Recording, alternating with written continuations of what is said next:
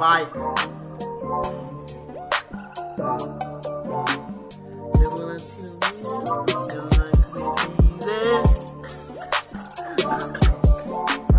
I'm gonna pull up and make two. In the back of the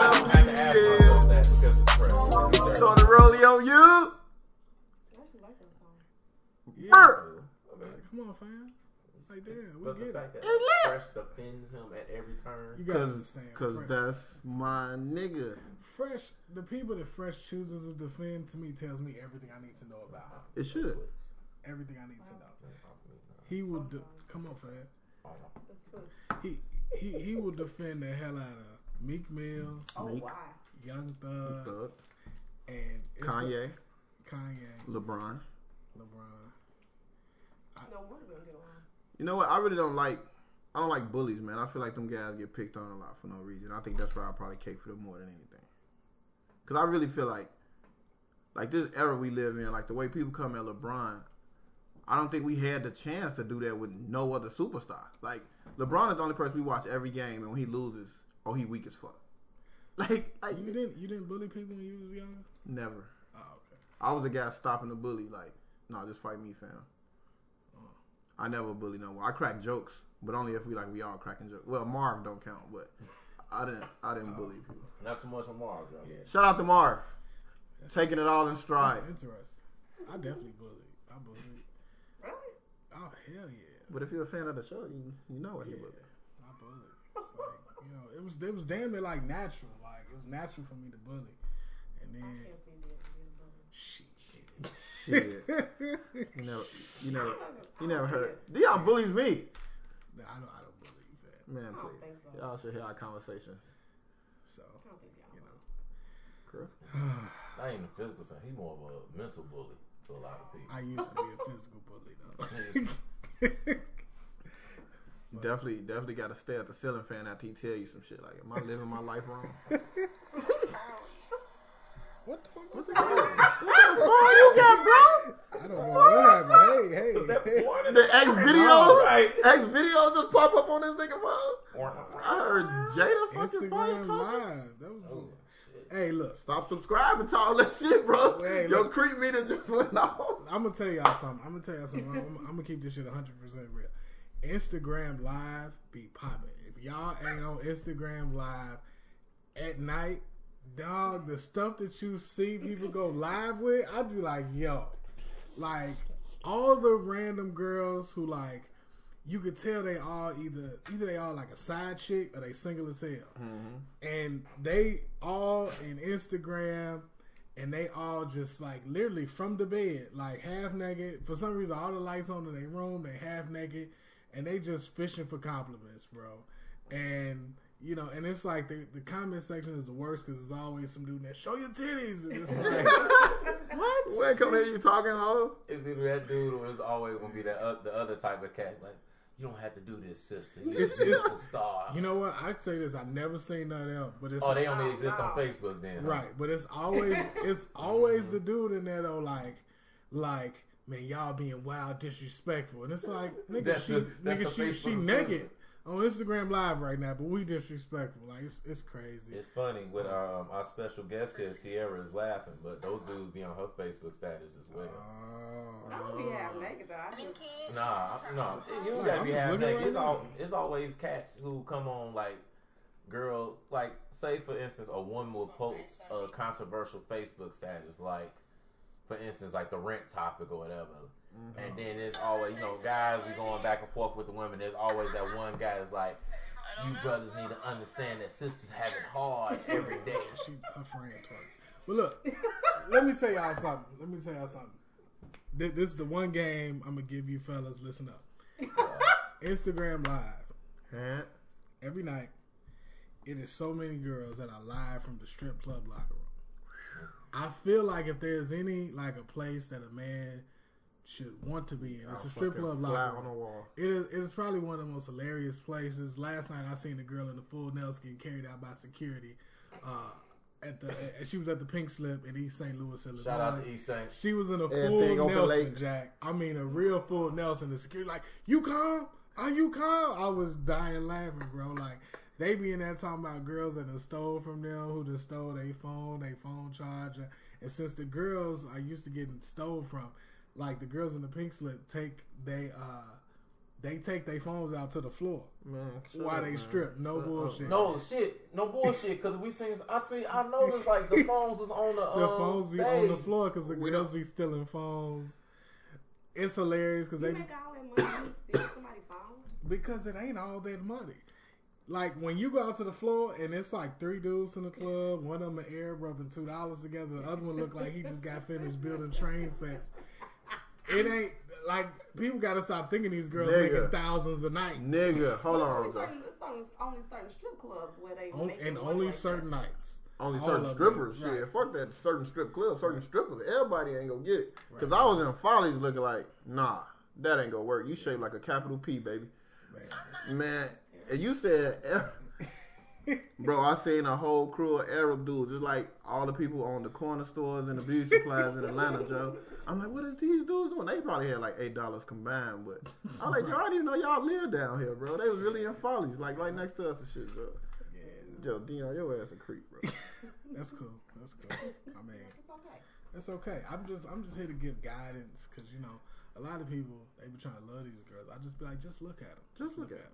All right. You can't have it in your house. All right. You know what? So this is a special episode. It's like listener's choice. Mm-hmm. So we got Tierra in the building. Y'all remember her? She was on 2 episodes before when Fresh was. He was away. He was doing something. I forgot what he was doing. And she was talking big donkey shit like you getting replaced, Fresh. I'm here now. All kind of shit. I heard the little shows and shit. I only listened to the first 5 minutes. I went on them, so when I needed me to listen. Oh wow. So look. We asked. You know what? We asked people for topics. It's gonna be better. What's good for you? It's gonna be better. Yeah, it's gonna be better. Yeah. First time always bogus. Yes. We asked people for topics. I put my best foot forward.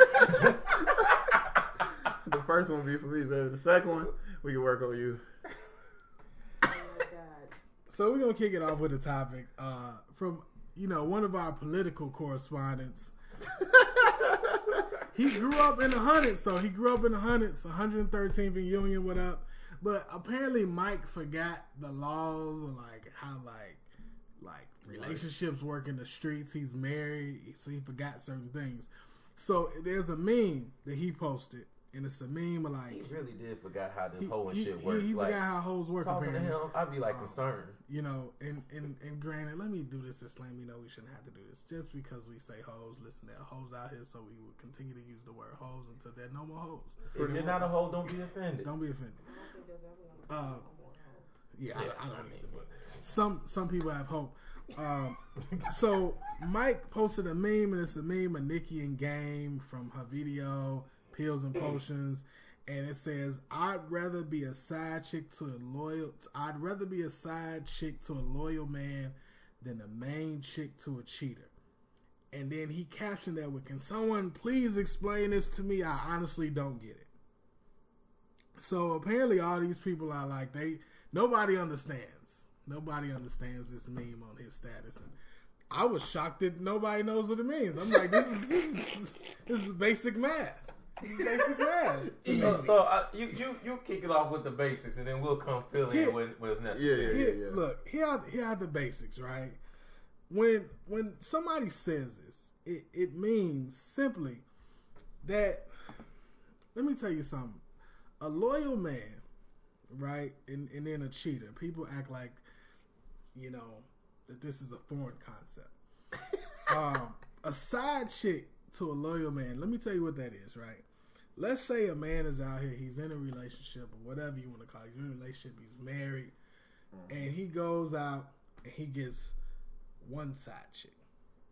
Then, it probably has a relationship to it. There's some dynamic to it that exists. They have parameters. And the funny thing about, that side girl, the one question that a lot of side girls will ask you, are there any more side girls? Oh my God. I almost threw my hat on this chandelier.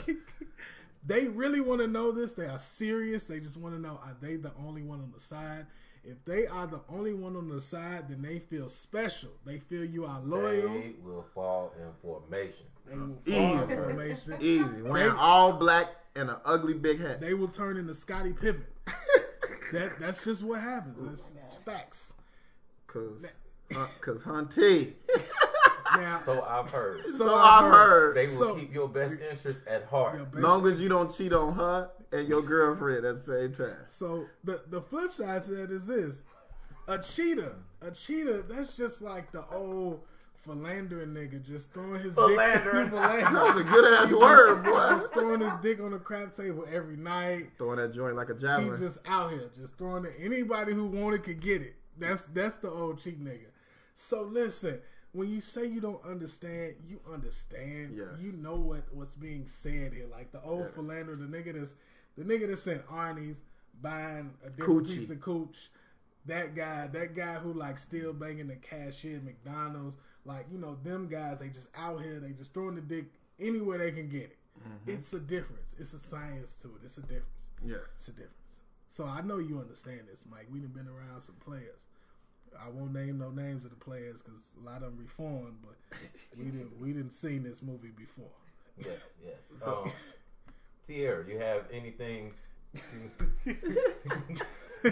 Shocked and appalled. Because she has this look on her face like, I cannot believe we having this conversation. I mean, maybe this is just me, but my thing is like, why do I have to choose?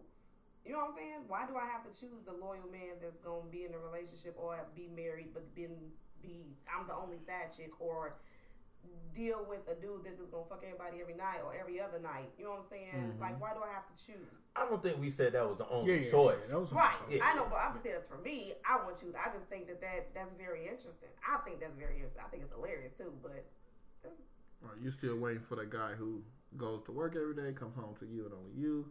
I mean, my thing is like the dude that I would be with, whoever I'm with, like, you know what I'm saying, would be my best friend. Like, I'm not saying you gotta be up underneath me. I'm like, hell no, I don't want that because I'm not gonna be up underneath you. But at the same time, though, like, I would prefer for my significant other to be faithful and devoted and loyal to me, and not, you know what I'm saying, fuck nobody else. We would all prefer that, but for this scenario, I'm just saying. So, so for this scenario, I have to choose. yes. Oh my god. Okay. Okay. If I had to choose between the two, I would probably say. This is tragic. It's not. I would probably say the first one. What is it? The side chick. The side chick to the loyal guy. Yeah. If I had to choose, it'd probably be that one. What about you, man? How you feel like? That laugh. I'm laughing because I'm just laughing more so at people who were claiming that they didn't understand and get it because, like, I think they were just saying that out loud. Like, what is this? I've never heard of this because, like, they seen them or their friends in that exact same situation. That's why I'm laughing. I'm with Dion. I get it. I've heard of it. I've seen it. You want me to chime in, man? Chime in, okay. Yeah, I know this sounds crazy, but I think women should choose the philandering nigga.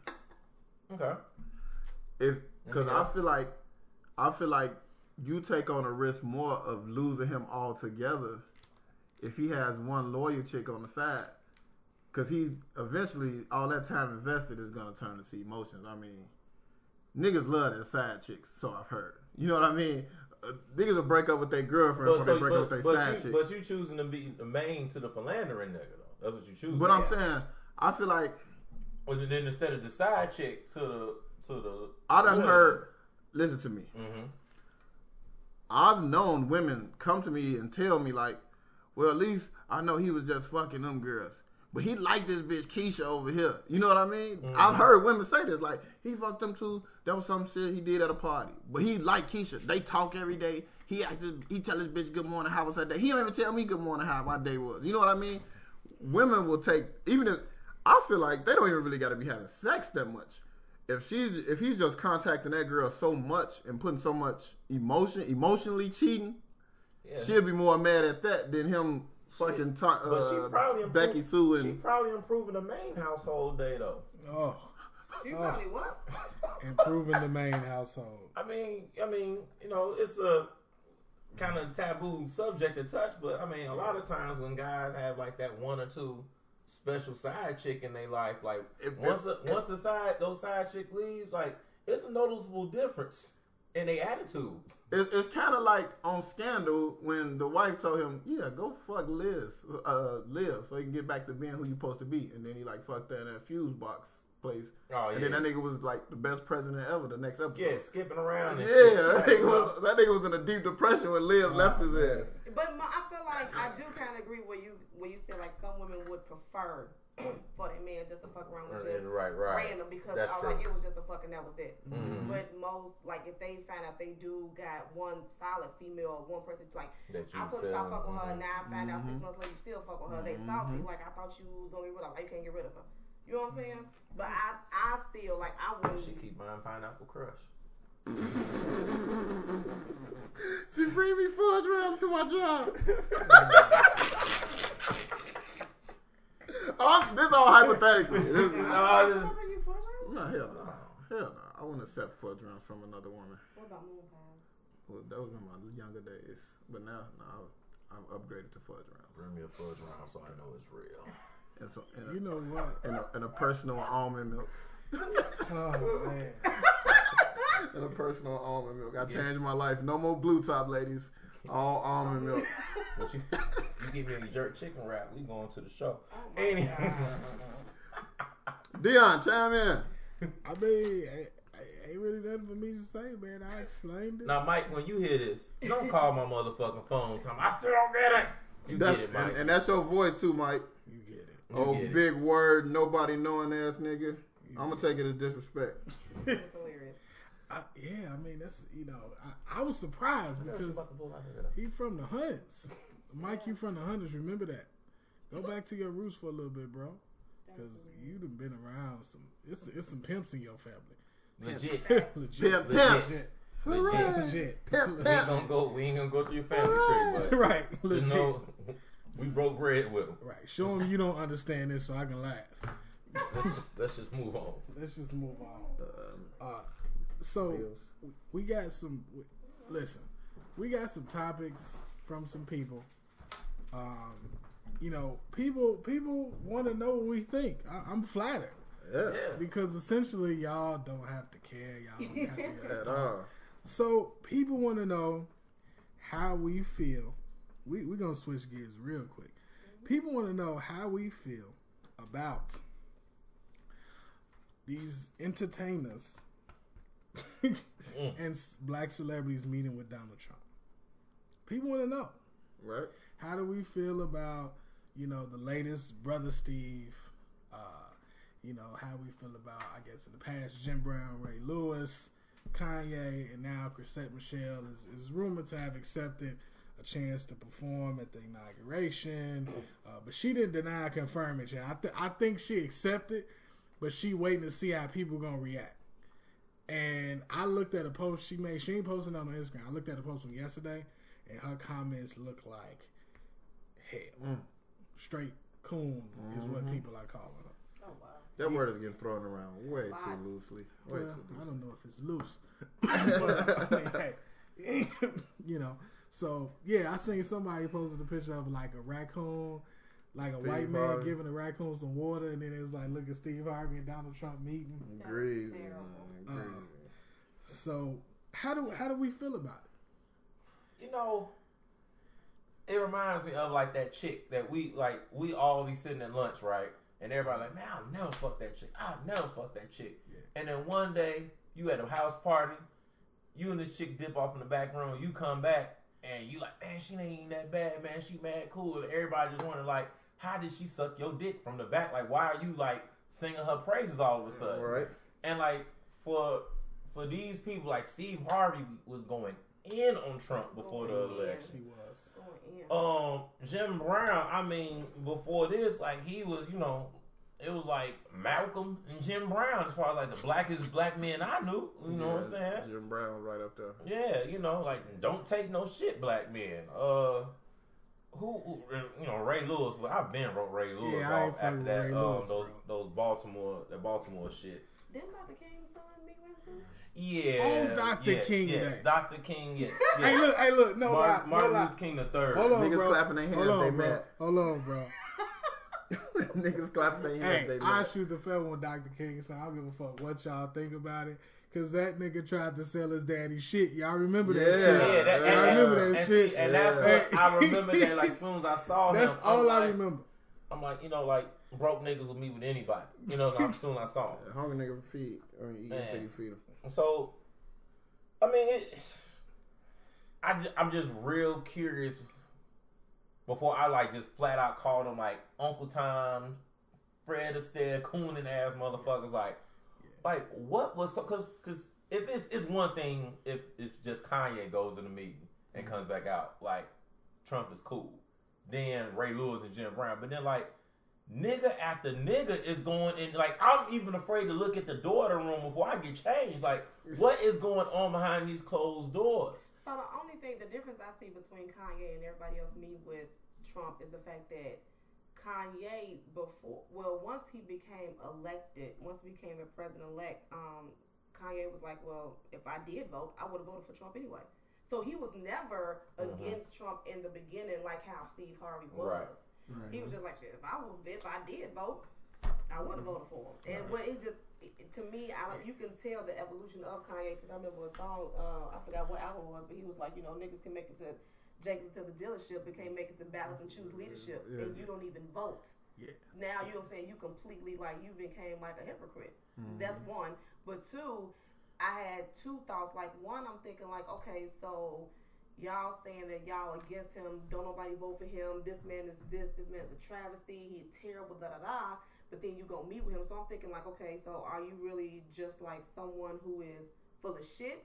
Or are you saying, okay, now that he's the president, let me see what his agenda is. Let me see what he's going to do. Let me see what his thoughts are on black people. But at the end of the day, maybe that's the stance that you should have taken before he got elected. Right. Instead of bashing him and talking about how you know what I'm saying, how much of a bullshit it was, and he wasn't on shit and he wasn't going to help no black people at all. Maybe you should have met with him beforehand and then had that stance on it as to bashing him and talking shit about him, and then once he got elected, okay, well, we'll just go talk and maybe he's not that bad. But my thing with this whole political shit, you know, Fresh don't really care about this shit, but I look at it like a prize fight.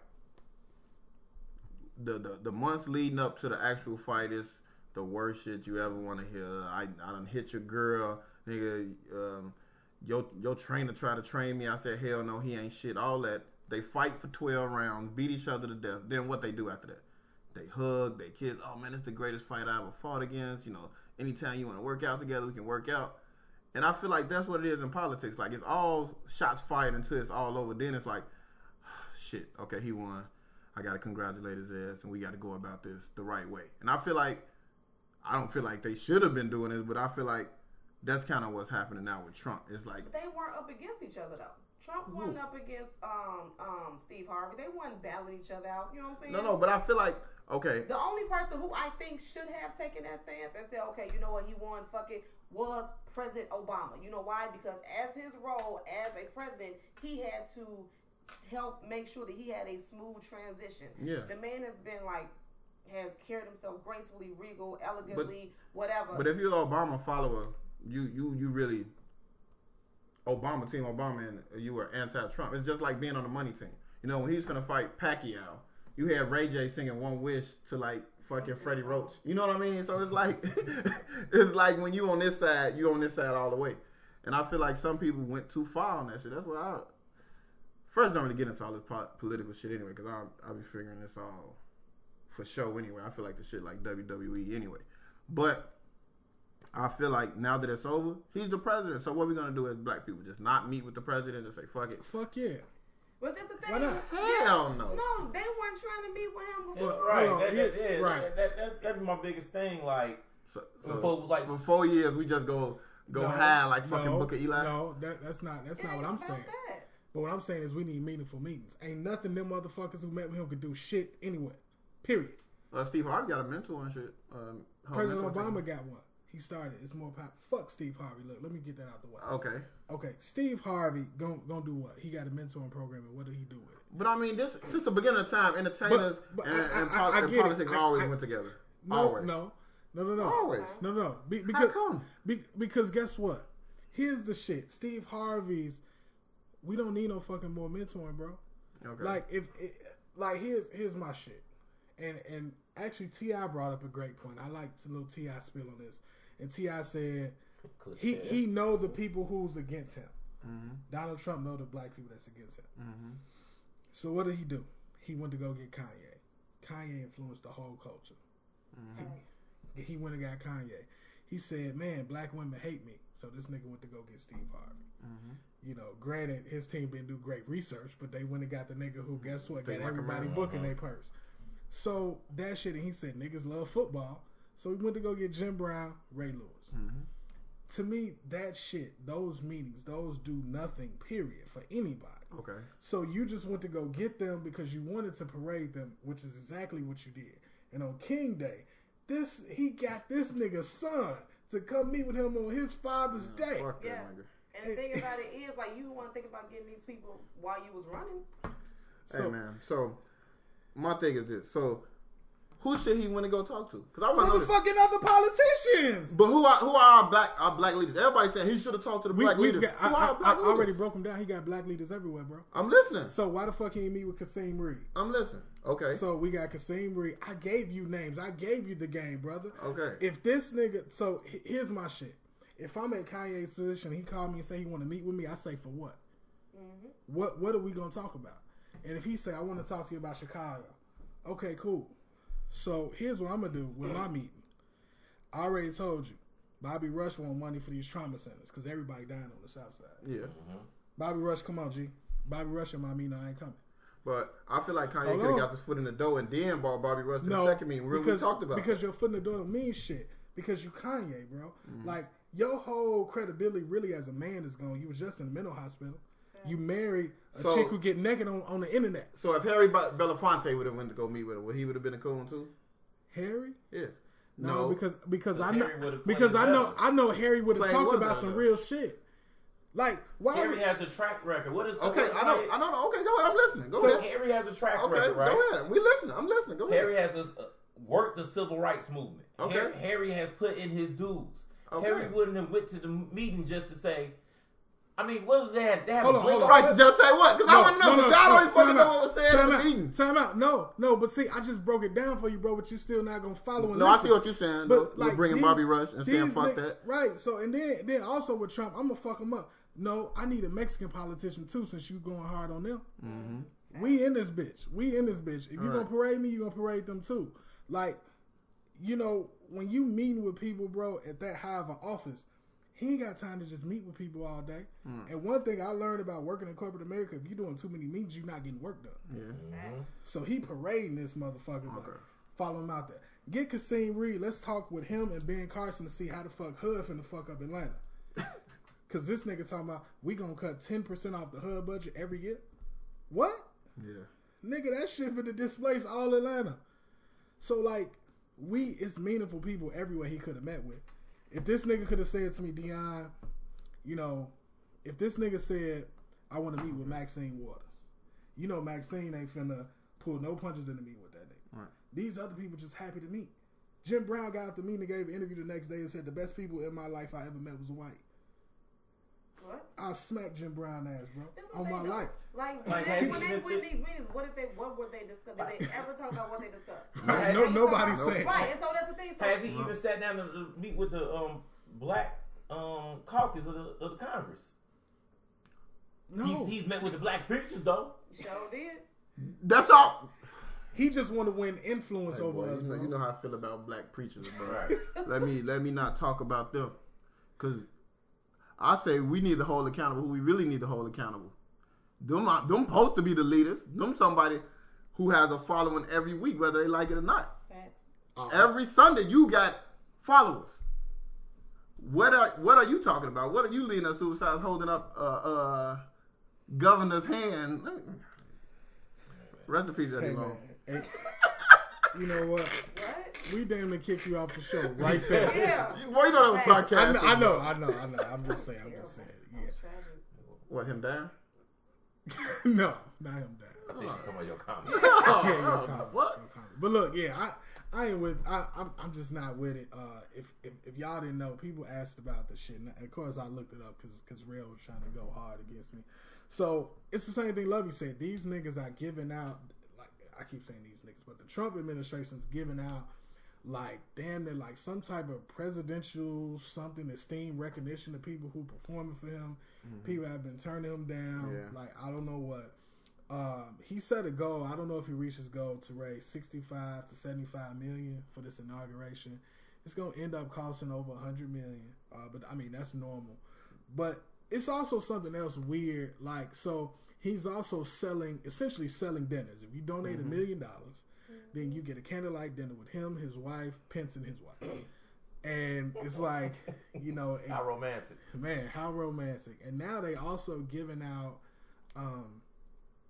So as far as the people who are performing, they got so desperate, and you know people will perform for free at an inauguration, but they've gotten so desperate that they paying the entertainer. They're saying, "Hey, we'll pay your fees," and these are in the 6. They said somebody's in the 7. I'm guessing that's Toby Keith. That's probably saying, "Hey, give me that $1 million." Toby Keith. And you know these people are getting that bag. They are getting that bag, and you know, That's unfortunate.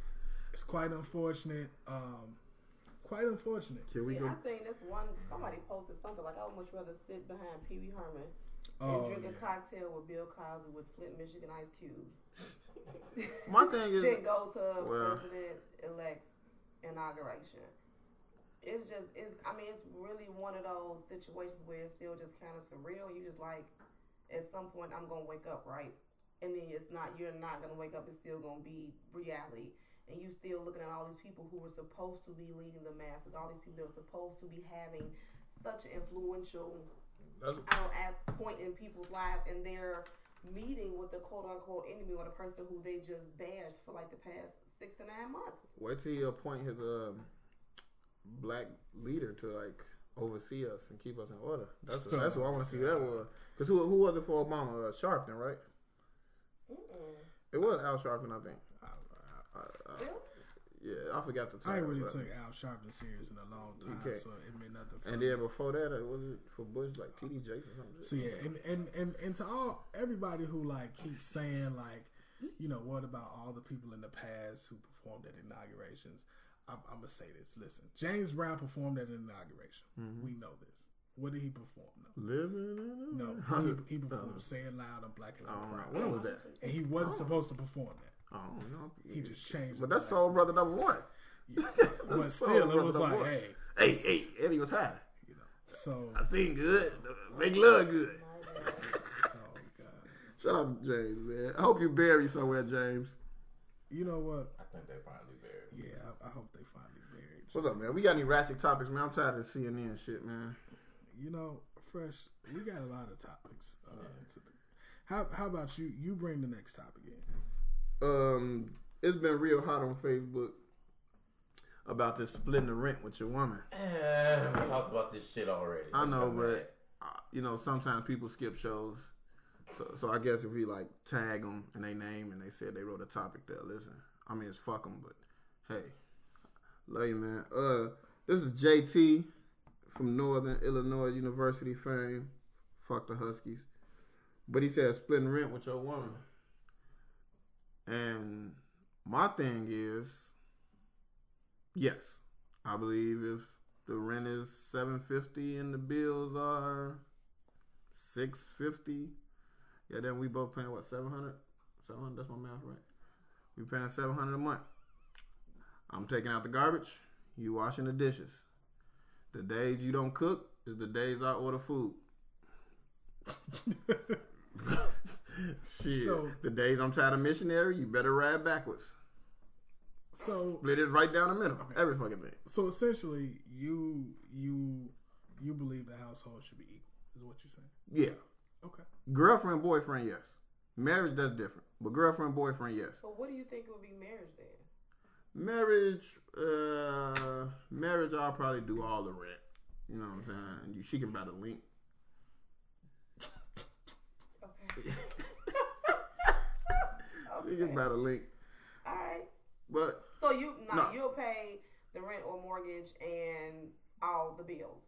No, or, not all the bills. She got rent or the mortgage. You said the rent or the mortgage. That's it. No, okay. So the man will pay the rent or mortgage, whatever, and then the wife will just pay. It all depends. It all depends on who's making what too. Yeah, because low key, this has always been my thing with this, right? All these women say I'm not paying no fucking bills. Ooh. So what are you actually doing with your money? Like, where's your money going? If you making $80,000 a year and you paying no bills, where's your money going? But see, here's the thing though. Like, when people ask this question, these are not the people who are making like 80, 90,000. These are the people who are making collectively like 50,000 a piece or lower. 50 a piece. I was gonna say lower. Or lower. I mean, shit. At 50,000 after tax, he ain't really bringing it in like that. No. So I mean, these are people who are the people who are asking this question are the people who are, you know, they, for lack of a better word, are counting their pennies every day. And so, I mean, at this point, it just comes down to having an adult conversation about who can pay what. And, you know, it's not no like, oh, like, I mean, that tradition shit kind of goes out the window in the sense. But, go ahead. I think you should do what works for you. That's what it comes down to. Because what my household look like gonna be completely different from what Dion household look like, or what from Fresh household or your household. So I'm not gonna say, well, Dion, he pays everything in his house, and you know what I'm saying. So since he pays everything in his house and his man gotta pay nothing, I'm gonna tell my man, like, I'm not paying nothing. Like, no, like the man's supposed to take care of that. Like, it's based on, you know what I'm saying, what works for you. You just can't base off like tradition or what happens or what somebody else going on in their household. Like, it's what you can do. And then tradition, people, y'all talking about somebody else's tradition. you ain't none of these women really come from no tradition where they really had men who pay for everything. And goddamn it, Paw had 36 kids. Start playing by 7 different women. So what tradition do they be coming from? Y'all be talking all this tradition shit, but y'all talk about TV. Everybody want a TV life, bro. But you ain't take. You know what I'm saying, Ant? Because you said this earlier about all these motherfucking Michelle Obama's looking for a Barack, but. I mean, it comes down to this, man.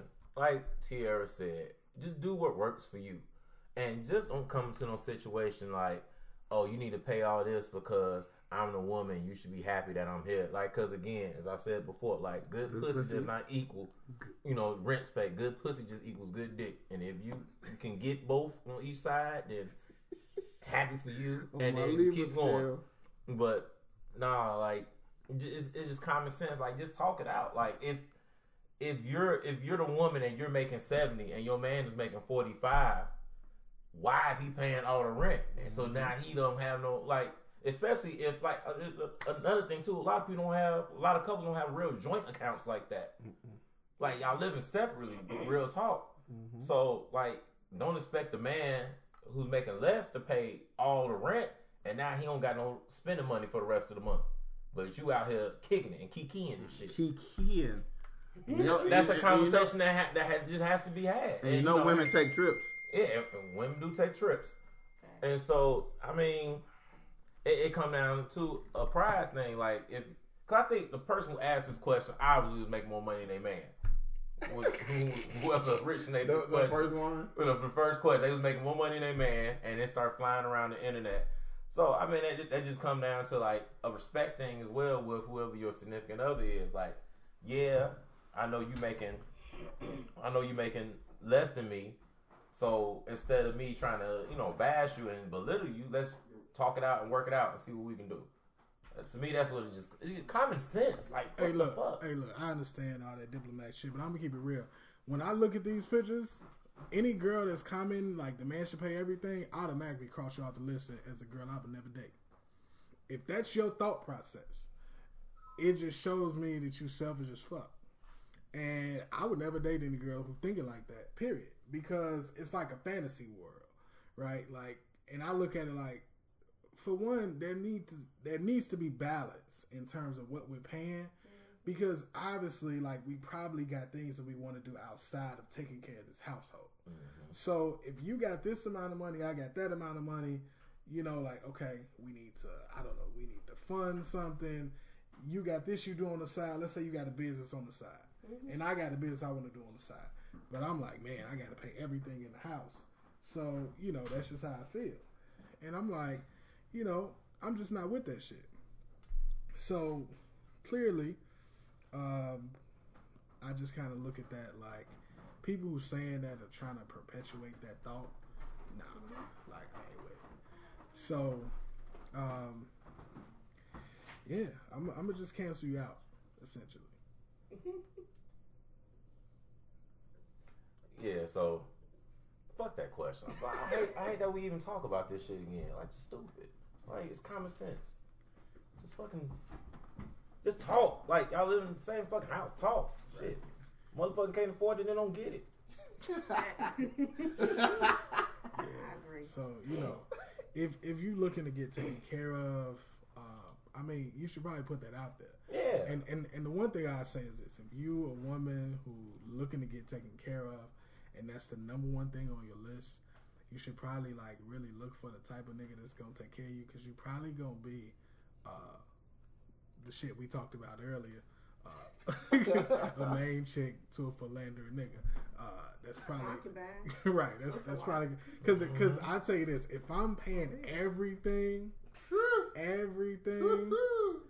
I'm gonna walk. It's gonna be some days your pussy will never be good enough. Or not even that. It's gonna be some days I'm gonna walk in the house and all of my male ego, my male entitlement glory, and I'm gonna look at you like, fuck is you? Mm-hmm. You sitting in my shit all pretty and laid up. I had a hard day at work. The fuck you on? And yeah, women never think about the flip side to it. Like, he can just throw my ass up out here whenever he feel like it, because it's all his shit. Jay-Z said it best: when you leave, take the bank book. No, he said when you leave the bank book and a credit card and take everything you came with. If you came with nothing, then you leave with nothing. Yeah, that's fucked up. You invest all that time and then you just can get through out the door like that. That's terrible. Then you gotta leave the wave. Yeah. But again, ain't nobody living like that who's asking these questions. No. They not. No, you know what though? They is, man. No bullshit. I see the stupidity on my timeline every day. I see the unemployed women who make statuses, snaps all day. I'm telling you, they living like this, and you would think they getting taken care of. They're getting taken care of. Oh yeah, it's I mean, I know his son was getting taken. I'm talking about the main people. It's a very. I see some, but I say this: if that's you, you better hope you stay bad forever. Because I know some guys who do it and they just recycle you out. You know, you hit a certain age and it's like, oh yeah, she finished. Let me go get this 20. She on the wrong side of 30. Yeah, let me get this girl from the graduate with her psychology degree. Right. I love coochie wrinkled now. I ain't with it. You know what I'm saying? She got to go. She got a spit started. She got a spit started. Stop. Stop. and what's the next topic? If you don't know what spit starting is, we not gonna let you know. Sandpaper cooch. Friction, rug burn. It is terrible. You don't know till you get in the shower. Like, what the fuck? Oh shit! Almost asked the wrong question.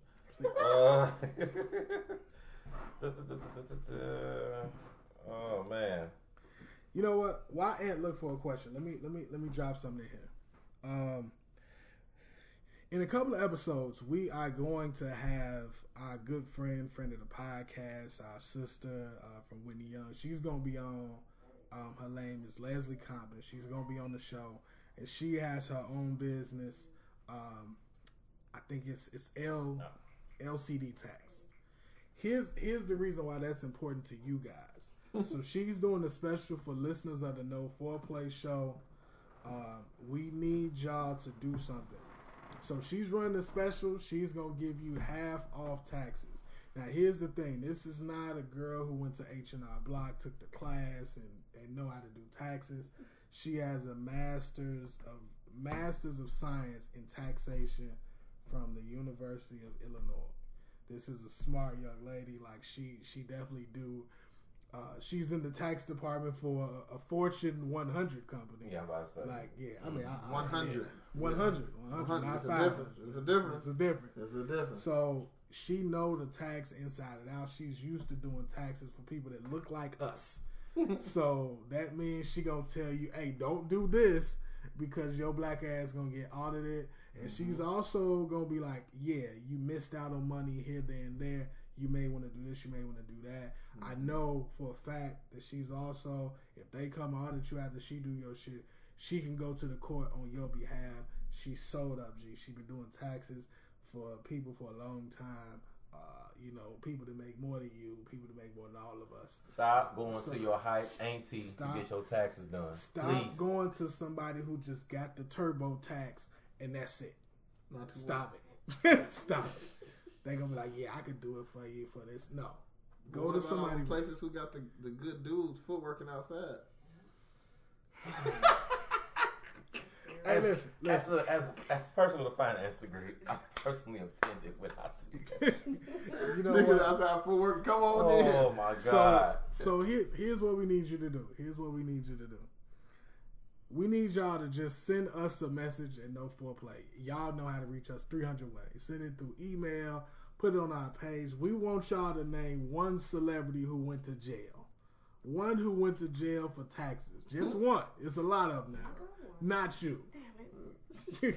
Name one celebrity who went to jail for taxes. Send that to us, and you're going to get half off.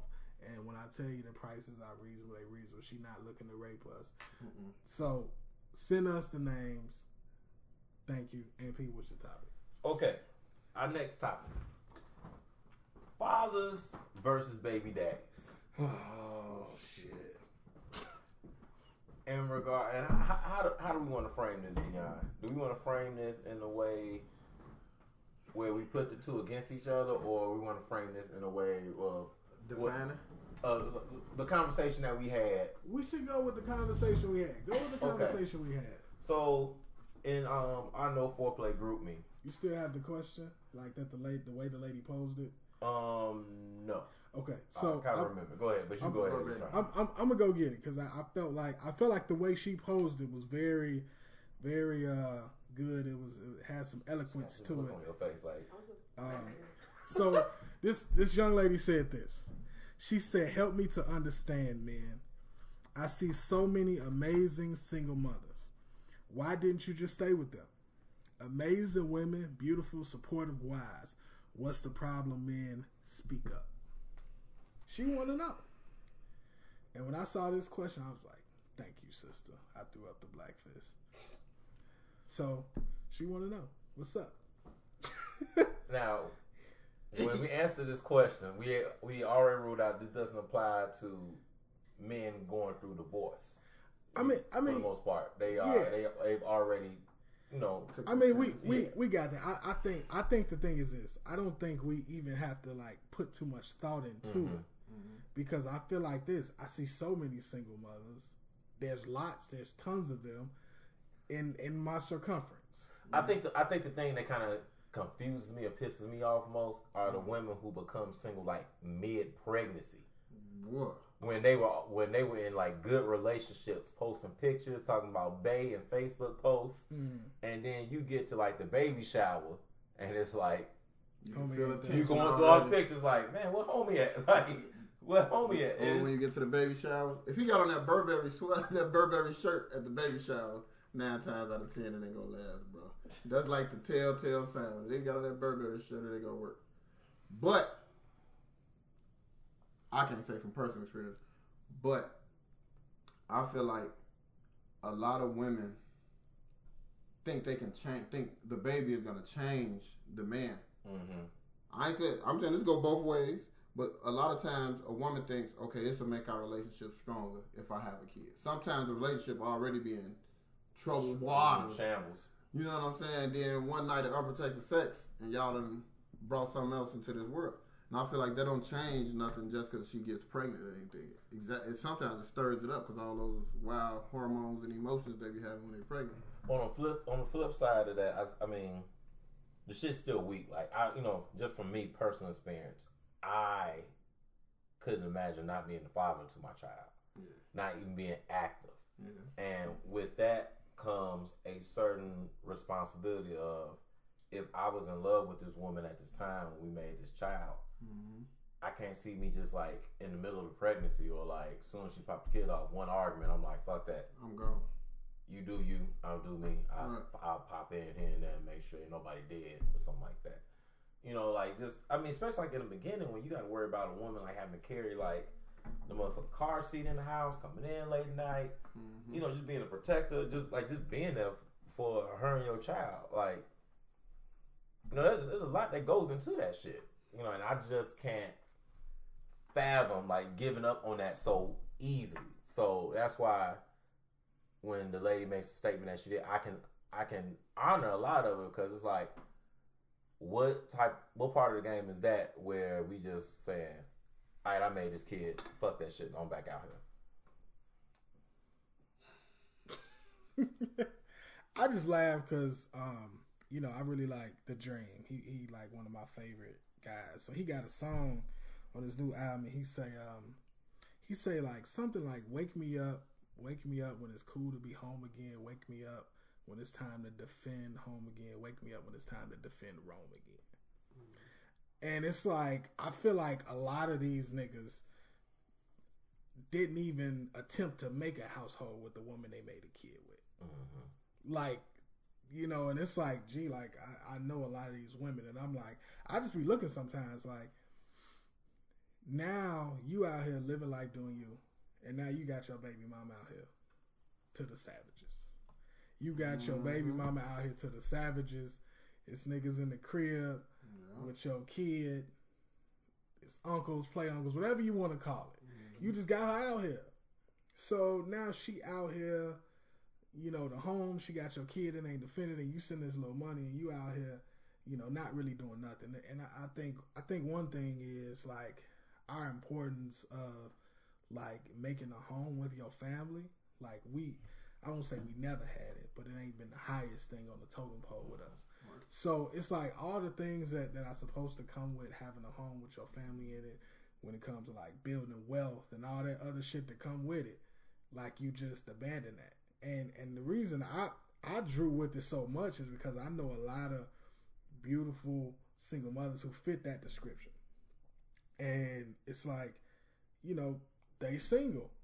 And the thing is, why it's so selfish of a man is because of this.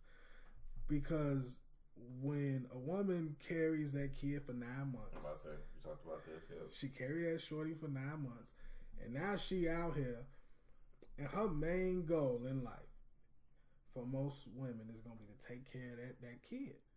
She got to make sure the kid okay. That's natural. And you out here like, you know, the lions in the jungle. You just running around, trying to bang other families, you know what I'm saying? Trying to just do whatever you do. You out here fighting other lions over their woman, and your woman back defending all the cubs. And then, right, fight other lions for their woman. And then eventually, like, the thing is, like, I'm hip to you niggas. I'm hip to you niggas because what happened is she done had that kid, things look a little different. You want that new piece. Now you feel like you a pimp. Now you feel like you got a bottom bitch at the crib that you can go back to whenever you want. So now you just want to go run that streets. You want to kiss other chicks in the mouth on the gram. You want your little Instagram model. You want to be in the fucking Snap in the strip club. That's what you want to do. Hey, at me, be talking about Snap on the strip club. G, say my name. I ain't even see the snaps. I'm fucking with you, bro. So you want to go do all that, live wild, be fly, and then when you done, you want to go back home. When the hard part over with, you want to go home with a kid 7. You want to just go back to the crib like, it was always you, baby. I was lost. Nigga, no, you was lost. You was fucked up.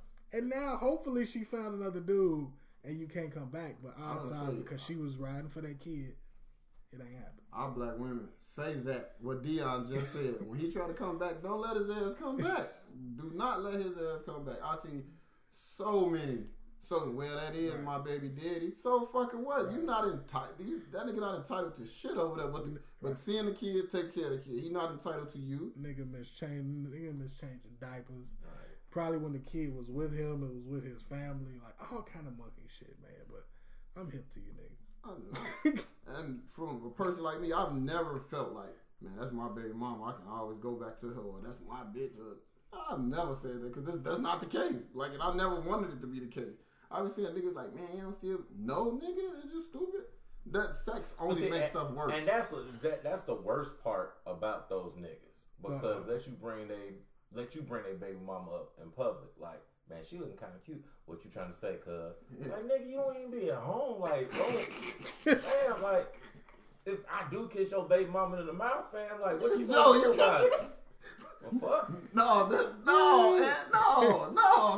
I'm not accepting that kind of behavior. You can't be hitting the guy's baby mamas, G. I mean, not the guys, but like, if he a guy, fuck him. Like, shit, nigga, you want to get mad now? Why pick now? The fuck? I be feel like Ed too. Cause y'all niggas is savages. That's what. But you left your baby mama to the savages. If you left her to the savages, if you ain't came home drunk from the club, had to feed your kid and rock it to sleep, don't talk to me. Hey, bro, you cannot shake a nigga hand, put your shoulder in his chest, say, "What up, Joe? How you doing?" And you texting Shonda behind his back, bro. Bro, I'm not talking about niggas and niggas, but you know, everybody, that is universal. You gonna shake hands with lots of niggas. No. You can say what's up and keep it moving, but what's up, Joe? I ain't see you in a minute. How you feel? You can't fuck his baby mama, bro. You wanna know why I can? Cause I watch Dead Presidents. Don't ever watch hand that feed you. No, sucker. He said she wasn't like that for you was gone. What's she? Oh, my boss man Cuddy. My boss man Cuddy. Yeah, but you know, it just. I mean, you hear all these horror stories about niggas not doing simple shit for their kids, not.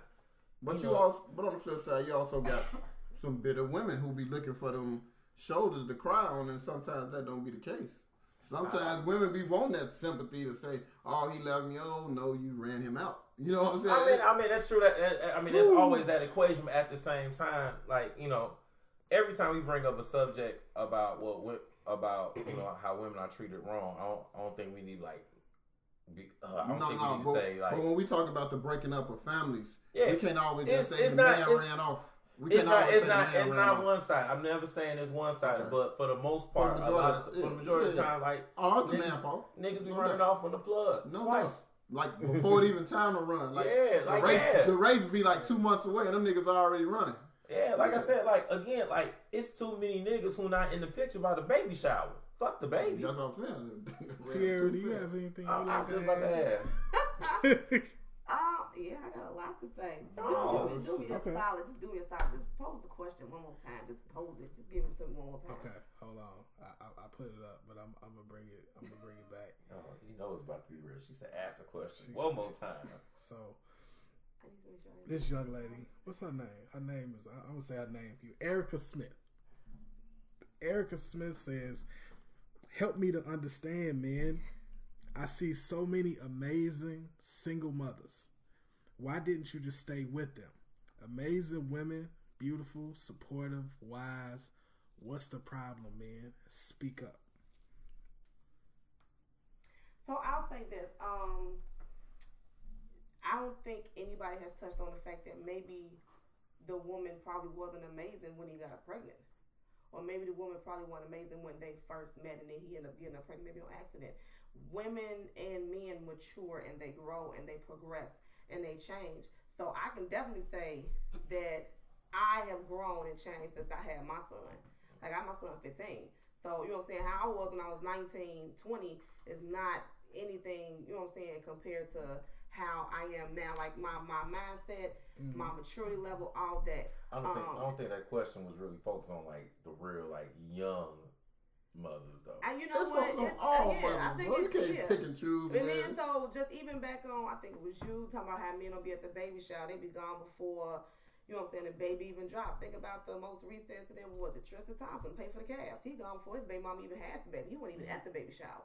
Then you talk about, I think Fresh made a comment. Was like, you know, I think maybe you or Dion, like how women may run the men out. Or they just, you know what I'm saying, may nag, and the men just like, I'm gone. I feel like, kind of like what Ann said, like, you know, people don't know how to stick it out. Nowadays, you have a lot of unwed single mothers because of the fact that a lot of those people that have had sex and joined together, have a baby, have not been in a two-parent household. So they don't even really know what it means to stick it out, whether you're married or whether you're not married, or how to handle a family or raise a family together. Because if they haven't seen it, or other than the fucking Huxtables, you know what I'm saying? They don't even really know, you know what I'm saying, how to deal with it. So it's like, the first sign of an argument, the first sign of, you know what I'm saying, smoke is like, all right, I'm gone. And then, you know what I'm saying, you may run out and you may be gone, then you may be trying to come back later on. But at the same time, I was like, no, I'm good. You can't come back. Or I know a dude that situation, he got a girl pregnant. He thinking that, you know what I'm saying, it's gonna be sweet. He ended up taking care of the baby. He ended up doing everything. Because his baby mama wasn't shit. And now he's so bitter. He's like, I don't want no more kids because I'm not finna be doing this by myself. I had to work at the barbershop, take my daughter there with me, go to all the doctor appointments because her mama wasn't doing none of that. You know what I'm saying? I feel like it just kind of goes both ways. And before you sit there and decide to lay down with somebody raw and not, you know what I'm saying, fuck them unprotected, maybe you should kind of see where their mindset at before you make that decision. But it's hard to kind of nothing. I know. I ain't thinking about a motherfucking mindset when I see the top of your forehead. But at the end of the day, people don't think, a lot of people all about instant gratification. Nobody thinks about the consequences in the long run. Just about the whole conversation about veganism and not eating meat and vegetarian. People think about right now, I want a fucking burger from, you know what I'm saying, McDonald's or from Wendy's or something like that. But you ain't thinking about in the long run that you have to deal with heart disease, high cholesterol, high blood pressure. You ain't thinking about that. And you ain't thinking about what's going to happen later on. You thinking about what I'm on right now. So that pussy may be good right now. But when that baby turns 2, 3, 4, 5 years old, you dealing with a bitch that you won't be bothered with because she ain't a good mother, or because you dealing with a nigga that you won't be bothered with because he ain't shit and he probably got 4 other kids that you know what I'm saying, that you got to deal for the baby moms you got to deal with.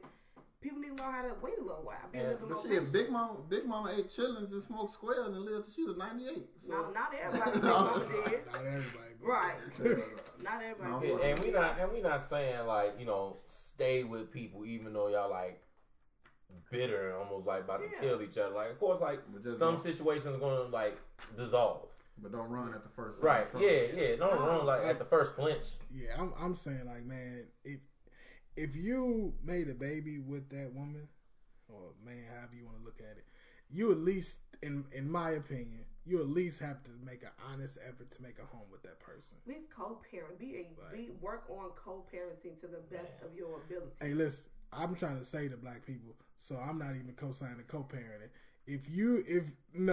I need you to at least try to make a home with that woman. If you busted this woman and laid down right afterwards, and she laid down as well, and y'all went to sleep, and she say, I'm pregnant, please at least try to make a home. Yeah, I'm saying. What if you stand at the ceiling fan like, oh my God, I can't believe I ain't pulled all the way out. What if you didn't pull out enough in time and you was working? Well, in my opinion, you shouldn't have been hitting in the first place. Man, child, please. You shouldn't have been hitting in the first place. Because, I don't know, I mean...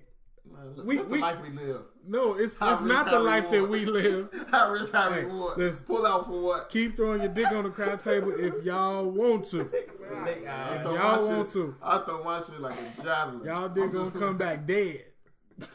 Black. Technology is advanced now. It'll revive it. This is all our dirty listeners out here. You brothers keep doing it. We gamble. That's why we go to rivers. That's why we gamble. Live y'all life, brothers. Don't let Dion take away from y'all pussy getting experiences. Y'all niggas stay doing what y'all doing. But take care of the kids if they get popped off. Y'all. I was gonna say, look, guess what? You know what? Y'all keep doing what y'all do, because guess what? When y'all check keep coming up short because your girl got you on that chisel. and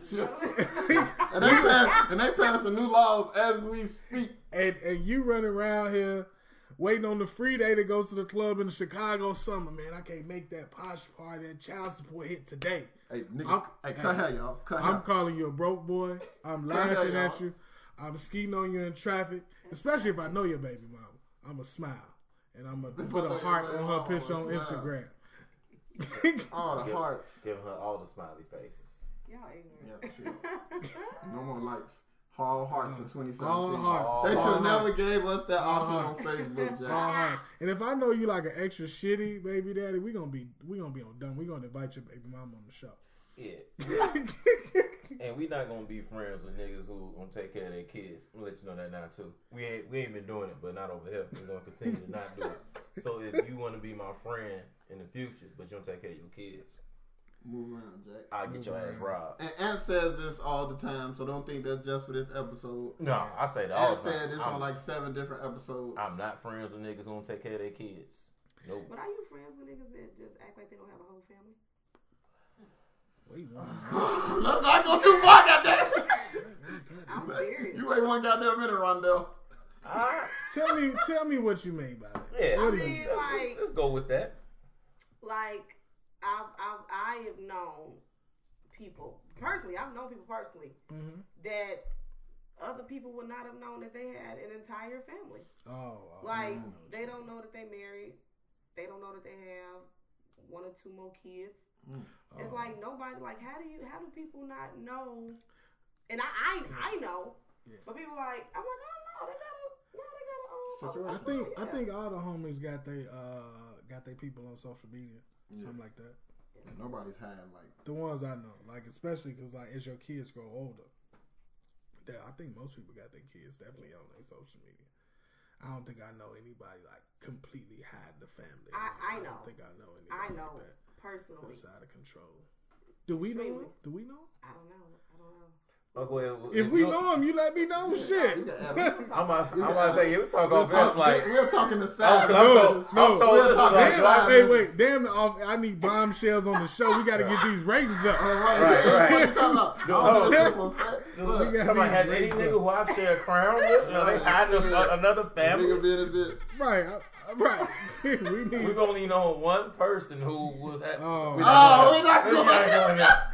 We're not going there. You know what? Okay. So listen. We got questions for the listeners. From the listeners, one of our listeners wanted to know about sagging pants. Wow. Sagging pants. Sean Cove on Fresh Status want to know about sagging pants. 5. I got you on this 5. Look, this is just confirmation for me because today when I was at Portillo's and I was waiting on my grilled chicken croissant, it was a nigga in there like just overdoing. He was overdoing it when he walked in. Like it was 2 of them. The guy walked in and I like held the door and he just walked in front of me like, bro, I wasn't holding the door for you. But anyway, I let that slide. So he had on this whole Burberry coat. So he's sagging his pants so you can see the Burberry belt. Oh, he's thirsty. Yeah, he's super thirsty. For attention. Then he one of them dudes, I ain't gonna stop there. I gotta go further. I got my Burberry belt, I got my Burberry coat. Let me bend down and tie my fake Jordans. Now his whole ass is out so that I can see what kind of drawers he got on. I'm like, see, this is too far. And this is nothing but an invitation for another man who's into these kind of things to come get what he wants. Yeah. So I feel like this whole sagging thing, bro, it's horrible because niggas be sagging like today. If I see the top of your thigh, big fella, you sagging too far, bro. Like if I can see the bottom of your boxers, you sagging too far. There's nothing attractive about sagging. And then the niggas I know who sag, they do it at the dumbest times. How are you selling drugs sagging? So if the police come, your ass automatically caught because you can't run 3 feet. They be running. You gotta hold your pants. Everybody who sag walk the same. They be running with the pee dance. Like they look like Jordan. When I hate they walk like, I gotta go to the bathroom. Like that's honestly, I put sagging with like this new age like sexualism with these guys where they go either way. Like at this point, I'm like you. Like there's no way I want like other grown men in public to know what underwear I have on. Yeah. Like only way my pants is down that far in public is if I'm about to hop in the car and get roadhead. Or unless my shirt too little and I raise my arms, then you might see the top of my fucking hands. Right. But you're not going to be able to read my sizes. Like, goddamn it, you ain't. When we were in high school and sagging, that's because our clothes are too big. And that is the other thing that kills me. A lot of these niggas being like a Husky Boys 24, slim and sagging. Because I don't think they can get them all the way up. Skinny jeans and they go how the fuck you sagging in Nike leggings? Because I don't see how these niggas doing it. Because they can't get them over their thighs or something. What happened when you aroused in public? Like, how you sagging and then your move? I'm telling the truth. Your tip is in the top of your belt buckle. That's not pleasant. Hey, bro. I feel like it's not pleasant. But you know one thing we always was taught was if you gotta question it, you ain't really getting it. So you know like they gotta show that I got a little bit of money, so they gotta have their belt around their thighs to show they fake Ferragamo belt. Like With us, you wouldn't even know what we got on unless you like had a fucking magnifying glass. But nobody with real money will sit up there and just wear all those labels like that. Like that. You know what I'm saying? Anybody can do that. No. Not all of them. No, it's not happening. We've been misled. But I'm trying to see if I can see like any rappers who sag like that. Still? Yeah. Right. That's what I'm trying to see. Like, Do Wayne still sag? Wayne sag, but that's because he never had a shirt on. You know what I mean? These guys sag, and they're fully clothed. Like, like they can have on the longest shirt, and their pants is still lower than the longest shirt, and it's horrible. It be cold as fuck outside. I see guys doing a whole 2 hoodie coat thing, and they shivering. and they sagging. Like, bro, you walking from fucking Madison to Harrison, man, Joe, assed out, man, Joe. Like, I don't get it. That's something I just don't get. Like, you know, I don't, and I wonder, like, who are the women that are fucking them? Because as a man, a lot of times you dress a certain way. Mm-hmm. You do things a certain way. Most things you do is to impress a woman, so we can get some ass. The one thing that you just stated is, as a man, real men don't dress like that. Right. And you have to think about the dudes that you do see like that. Their idols are probably who? I don't know. Keith. Lil Uzi Vert. Seriously, and then the girls that they getting is, you know what I'm saying, females who like that. Like who walk around with red hair and like, you know what I'm saying? Like, I mean, to be honest, ain't no real man. I'm not going. That's not happening. Yeah, it's about, you know what I'm saying? It's about age. It's about I saw you talking to a dude like that, like. Yeah, I had to look at oh my god, like your pussy value was just plummet. Like I even tell the boys at school, man, pull your shit up, pull your motherfucking pants up. What are you doing, man? I'm always talking to them both ways. Like y'all can't be dumb in school and dumb in the streets. Like no way y'all out here hustling with your pants around your fucking knees, bro. I never forget. I went to the mall with a do-rag with my aunt, rest in peace, and she pulled me to the side like. Got this light skinned girl in here in this truck on us shopping with us, and you got this damn do rag on your head. Yeah, like she is not gonna like you with this shit. Take this shit off. Just like girls that wear bonnets all the time. That's tragic. That's like the worst thing they could have ever invented. Was a bonnet. Yeah, my grandma did not play that shit. Even we wore the big pants. You was a fucking size 30, but you had 36 jeans. So when you sit down and she see that seat of your pants too far out. You better pull them pants up. So now my shit up to my navel because I got to sit down a certain way. I got a size 38 Wu-Tang jeans. Yeah, she didn't play that fucking sagging shit at all. I never thought that shit was cute. I ain't got nothing to say about sagging. I mean, it's like, I just feel like we don't even need to speak on it. I mean, it's just it's a pillar of fashion in the black community.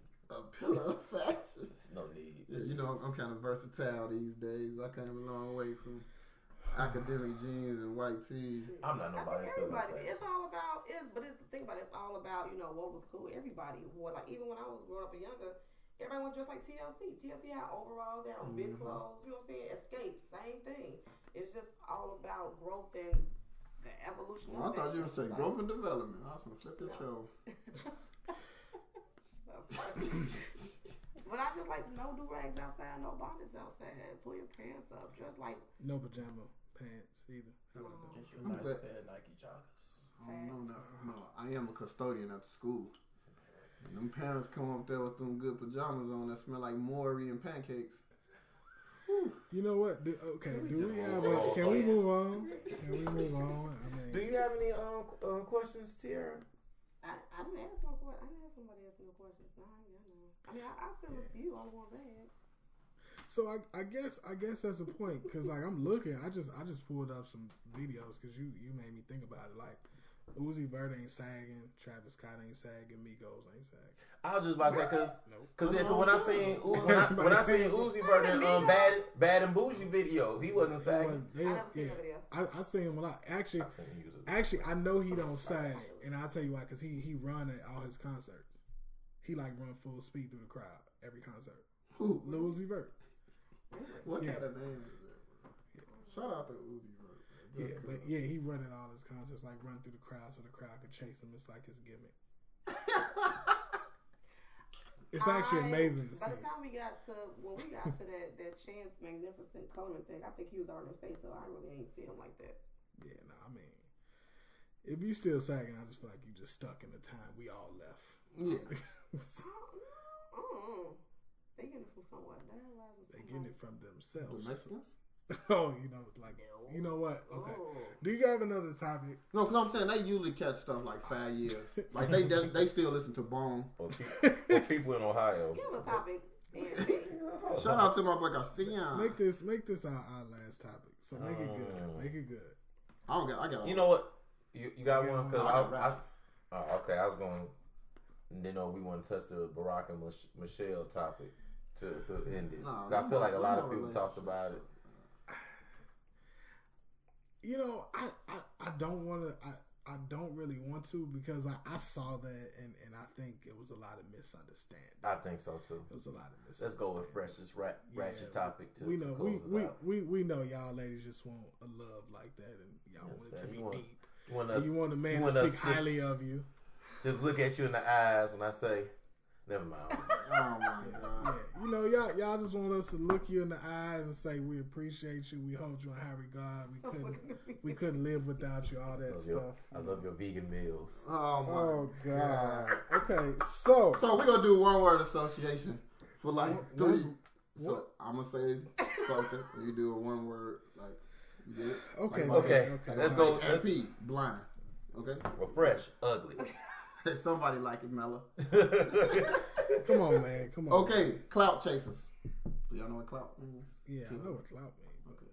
I mean, what? Why we gotta say one word about clout? Okay, yeah, because I don't know if y'all want to do. We don't do like one word. Okay, so we can do this. We'll talk show. Oh, I like this. Now, do we think college is the right step after high school? I wouldn't blindly tell a child go to college these days. Right. Especially for a university. I tell them especially for my church, because we got a lot of kids coming up, and a lot of their parents don't be real with them, like they're not the brightest crayons in the box. And so I tell them all the time, if you don't think your child is all the way up to snuff school wise, go JUCO first. I tell you go JUCO first, but a lot of these kids, I'd rather them learn a trade, to be honest, because they just gonna go down there and just waste their money. Point blank, period. And for anybody to come on and say, "MP, you ain't shit," why would you say that about like a kid? Like, cause I fucked off a year of school, me personally, myself. That's the truth. And I feel like that's a lost art in the black community. Like, are there any more vocational schools? Like, trades are really like. I don't really hear people saying, I hope my son be an electrician or something like that. People talk, but plumbers make good money. They probably do 15 minutes for work and charge you 5 hours at $60 an hour. You know what I'm saying? But I mean, like trades, I feel like have really gone down the drain. I think of a school like Westhouse. Well, Westhouse was an old vocational high school. So was CBS. Either you was coming out of a mechanic or the niggas knew how to do nails. It was either you was cosmetology or what I'm saying, mechanic. And that shit over with now. Now it's all like core curriculum. You just sending, I say lambs to the slaughter, because every level these kids are getting a culture shock. Even our smartest kids come back and be like, "Hey man, y'all tell me high school is gonna be like this." Or kids I know who went to college, "Hey man, I want to learn this shit in Chicago." You know what I mean? So I feel like it should be alternative routes that should be looked at as well. Like, because as much as everybody wants to be a Fortune 500 CEO, we still need motherfuckers to fix the air conditioning. We still need electricians. Those jobs that they still pay, and as much as we want Junior to be number one in his class, like Junior graduate and read at 10th grade level still. These are facts.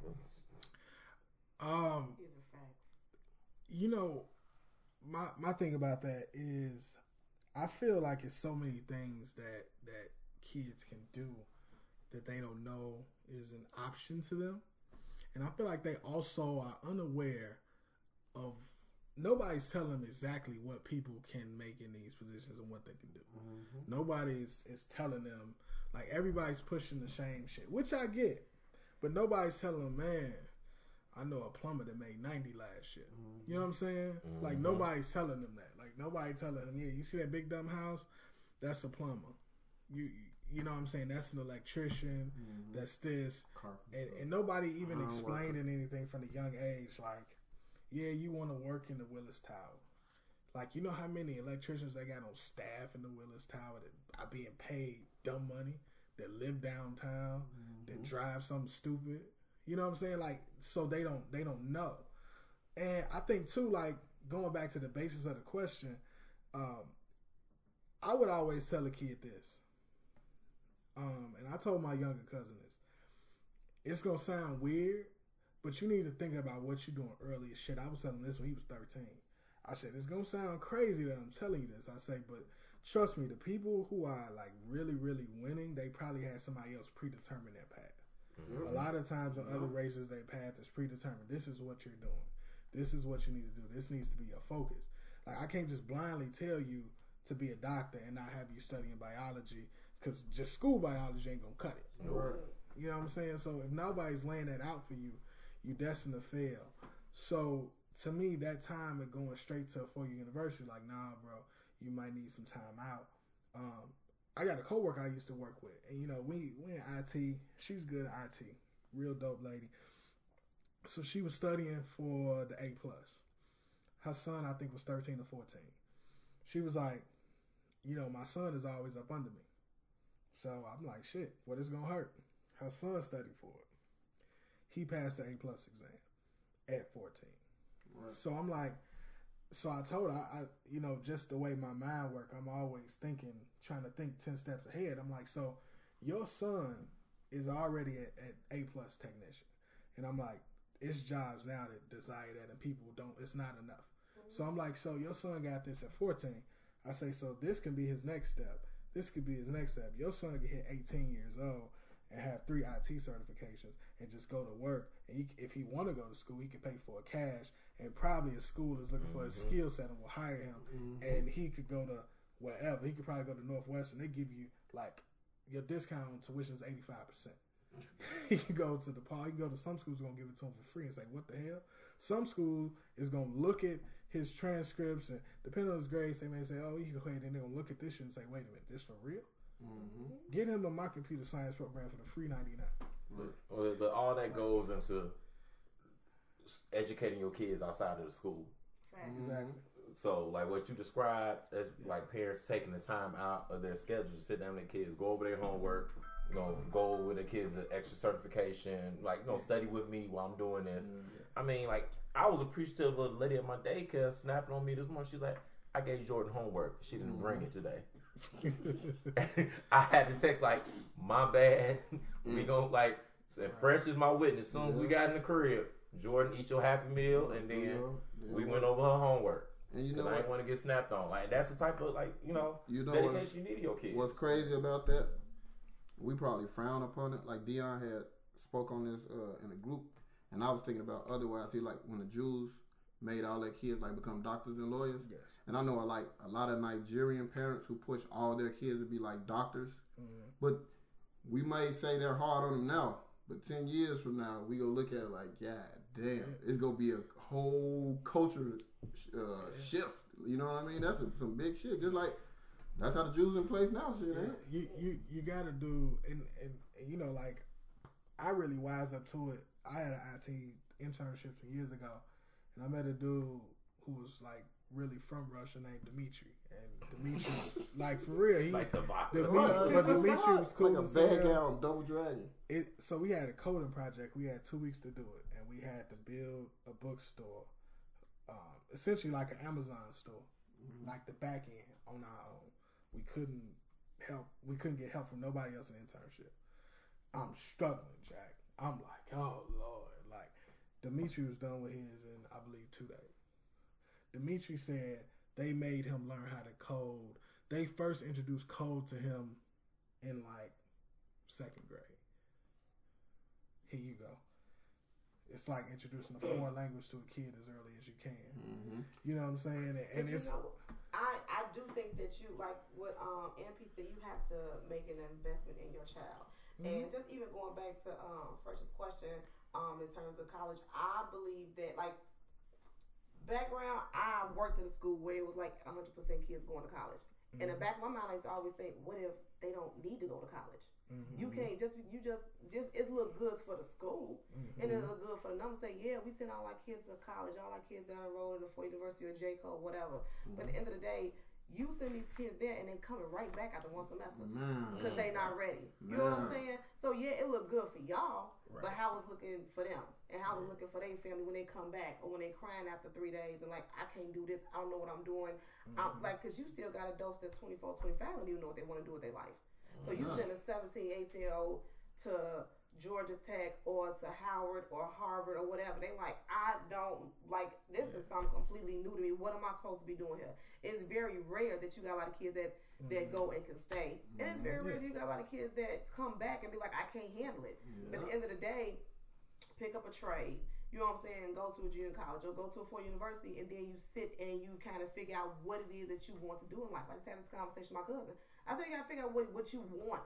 What is your passion? When you find out what your passion is, that's the thing that's going to get you up every day to go and do what you got to do. And in terms of making an investment in your kids, like my brother, my nephew, sometimes he talk, I don't know what the hell he's saying. I keep asking, what is he saying? Because my brother knows Italian and Spanish, and now he's taking French. So when my nephew talk, I'm like, what language is he talking? Because I don't even know what he's saying right now. And he's 3. I'm like, what did he say? Let us know. We'll sit there for 10 minutes. I'm like, what are you saying? Like, I don't even know what language he's speaking. And like, even my son, I make Tyreek, every morning, I'm like, he got a Duolingo app. I'm like, learn some French words. He ain't even taking French. But I'm making sure, like, it's terrible. He has the worst French accent ever. But I'm making sure that he's learning some type of French.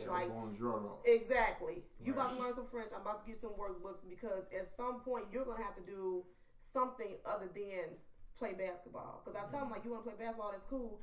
You want to go to the NBA, that's cool. But what's your backup plan? Because when you're going to college. In my house, college is not an option. You're going to go. You can go on a basketball scholarship because I'm not paying for it. But you also going to go on an academic scholarship too because we about to figure out a way to get some money so that way I'm not paying for college and you ain't got no student loans. So I'm doing that. Teach him about stock. At his school, they have a stock tick in the cafeteria. I said, you own Nike. You own Apple.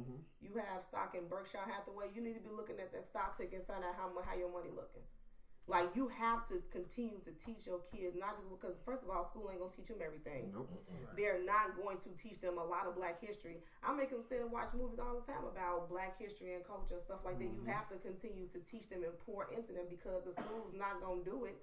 And then education, I tell my kids all the time, education is one of those things where it's best to have it and not need it than to need it and not have it.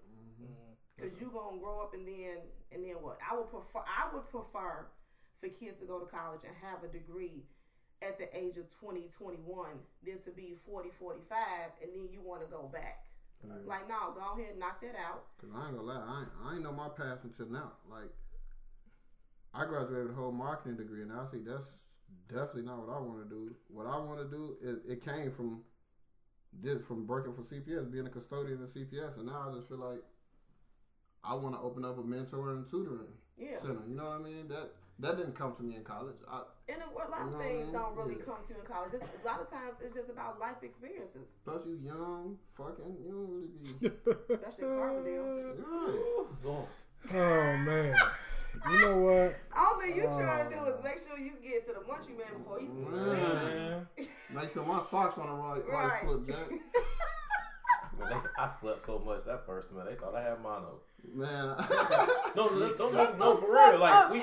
Like, see, all those East St. dudes, like, they all thought, they was like, I never seen a nigga nap so much. I'm sure I thought it too. I didn't understand because to me, I got the carbon. I was like, yo, this is a vacation, bro. Oh, really? I looked at Mike. We had just escaped our crazy households. And I really don't think we like slept more than 2-3 hours a night. Our dorm rooms stay open. Oh no, that first weekend, Jack. Like I went straight to Dion dorm. Man. Like I didn't come back to my room. I think I moved in Friday. I think I got my room like to like Saturday at 1 in the afternoon. My birthday like yesterday. My birthday September 6th, so I turned 18 like 2 weeks into college. Same thing. And then all the old heads already. Oh, you 18 now? Ooh, let's go crazy. No, I was 17. I didn't turn 18 until April of my second semester. And my first semester, I was on academic probation. Oh yeah, me too. My GPA was like 1.2. Yeah. My shit was like, I would have wished for. I would have wished for. Withdraw 8. My first semester, I would have wished for a 1.2. I would have wished for real. Look, everybody who knows me, I say it now. Shit, I'm grown. I get a W-2 every year. So fuck y'all. Yeah, my first semester GPA was a 0.78. Not even a 1, Jack. But low key, they should never told me like, oh, attendance doesn't count here. What? I could have still been over there with Shonda in the towels. Or just in the, like, literally, I would be in the student center in a little circle at 12 o'clock. Did anybody tell me not to schedule class at 12 o'clock? Because everybody's going to be in the student center. I ditch class every day. Listen, I would have never made it in college until someone set me down like, look, take all your classes in the morning. Because if you ever get a job in real life, you're not going to fucking start at 1 o'clock. Exactly. That same, no bullshit. And they said, keep all your classes together. So after that, I was all 8, 9, 10s on Monday, Wednesday, Friday, and after 8, I got 9, kicked 35 out, on... only classes here in Washington had left was morning classes. So once they let me back in the carbon, I'm like, I'm just going to stick to morning classes. Like, I didn't, because our first year, nobody really kicked it in the student center like that. Like, our crew. But like when I came back and I had that break in between, because I took a lot of classes in the morning, that's when, That's when I met y'all? Yeah, yep. Because that's when I was out there just roasting everybody. And I was done. I was done. I came out just get my 2 McChicken. But the one thing is, I feel like with all the stories that we had and everything that we've experienced just as college students, there's one thing that you could just always go back and tell a kid. Like, college is fun. You kick it. You have a ball at the end of the day, or you still got to do your work. Because I fucked up, Fresh, AMP, everybody fucked up. At the end of the day, it was a learning experience, and then you bounce back from it. Yeah. Shit, I didn't even know what the library was until I came back. I didn't know the library had more than 1 floor. It's like, just rough. It's got 7. It's just rough. It's just rough. I said, this motherfucker got 7 floors. Who would have thought it? Yeah, I'm like, y'all motherfuckers gonna fuck it up here? Shit. I live across the street from the library. That's the only reason. Anyway, what's the I think who is it doing? The people in Utah do it. The Mormons. They go on a Mormon mission? Nah, when they what the fuck? The kids get a certain age, they get like 16 and they let them go live on their own. Like, but they come back home. The Amish is just, they don't do electricity. I just thought that was in 300. But no. But they do it because I remember reading about it. It's like they let them go off to like experience the world. Yeah. And to me, I'm like, if you got your kid like under lock and key, once they get a taste of that freedom, if they ain't had no freedom since then. Every girl I talked to who was buck wild in college lived in the suburbs out south. 2-parent household, G. I'm talking about whole family came to bring her in. Her bed in the bag had all kind of fucking sheets hanging from the ceiling and everything. Fucking, you cut off her lights. She had stars on the ceiling. Everything. She had a single. The full meal plan she couldn't eat. She was giving me steak burgers on Thursdays. Hey, let me, dude, listen. Let me tell you. When I first, so I got there early, 2 days early. Mike got there early. When he got there, these niggas knew my number before we knew his phone number. We was wreaking havoc. The first thing I said it's an all girls floor. What the Snyder. I know. Snyder. So my A floor. So my jersey retired.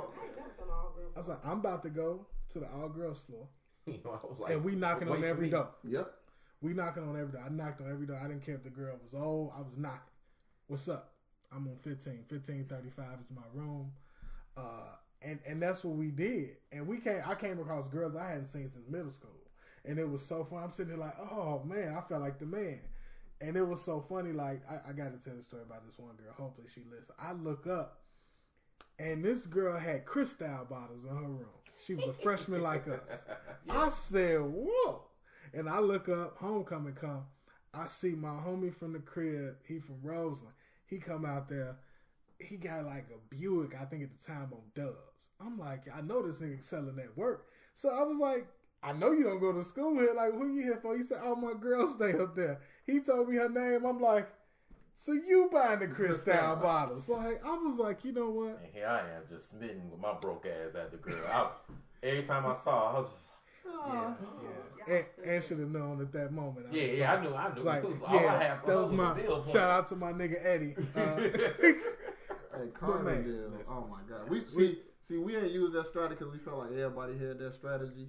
So we went to like we call them like the row houses. We go to Allen's and Wrights and just look at the names. Like Amy, nah. Rashida, yeah, knock on Rashida though.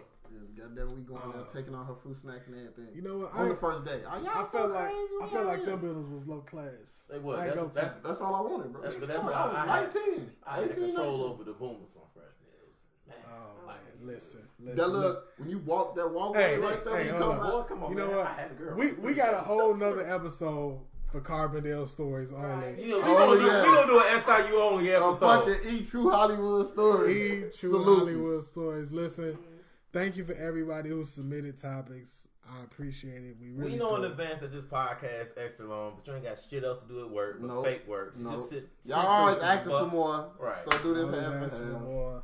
Thank you, Tierra, for jumping in. You know what I'm saying? No foreplay. Thanks for having me. We out.